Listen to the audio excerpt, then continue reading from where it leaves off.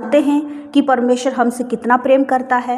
Romeo की पुस्तक अध्याय 5 के 8 वचन में लिखा है, परंतु परमेश्वर हम पर अपने प्रेम की भलाई इस रीति से प्रकट करता है कि जब हम पापी थे तभी मसीह हमारे लिए मरा। आमेन, खुदा की स्तुति हो। किसी एक अच्छे इंसान के लिए, एक सज्जन व्यक्ति के लिए कोई मर जाए, ये बड़ी बात है, लेकिन खुदावन हम जैसे पापियों के लिए मरा। पापियों के लिए कोई नहीं मरता।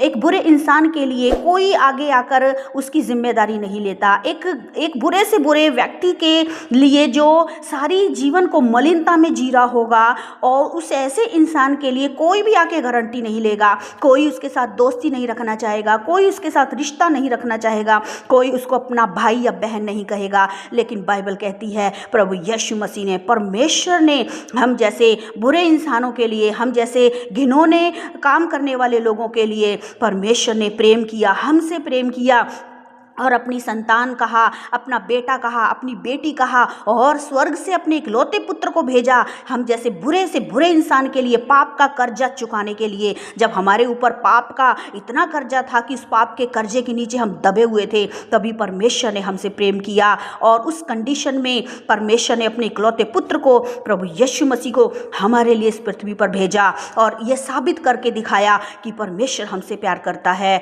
उसने स्वर्ग से यीशु मसीह को इस पृथ्वी पर आने के लिए कहा, और यीशु मसीह ने देह धारण किया और मनुष्य के बीच में डेरा किया, और हमारे लिए हमारे सारे पापों को अपने ऊपर लेकर क्रूस पे बलिदान हो गया। ये है सच्चा प्रेम जो यीशु मसीह ने हमसे किया। ये है अगम्य प्रेम, हालेलुया, जिसकी कोई तुलना नहीं कर सकते हम, जिस प्रेम को हम नाप नहीं सकते। असीमित प्रेम परमेश्वर ने हमसे किया कि जब हम पापी थे तो अपने प्रेम की भलाई इस रीति से प्रकट की कि मसीह को हमारे लिए क्रूस पे मरने के लिए भेजा। हालेलुया, खुदावन हमारे लिए क्रूस पे बलिदान हुआ।